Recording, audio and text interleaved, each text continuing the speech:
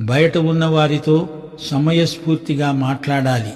అనవసరంగా మత సంబంధమైన చర్చలలో, వివాదాలలో చిక్కుకోకూడదు. మనకే అంతా తెలిసినట్టు గర్వంతో శాసించినట్లు మాట్లాడకూడదు. ఇతరుల మతాలను విమర్శించకూడదు, దూషించకూడదు. జ్ఞానము కలిగి నడుచుకోవాలి. వివాదాల ద్వారా ఎవరినీ క్రీస్తు వద్దకు నడిపించలేము.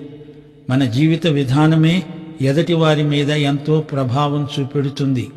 ఇదే దేవుని బిడ్డలపై ఉంచబడిన గురుతర బాధ్యత. ప్రతి సందర్భంలో ప్రతి మనిషికి ఎలా ప్రత్యుత్తరమివ్వాలో ఎరిగి ఉండాలి.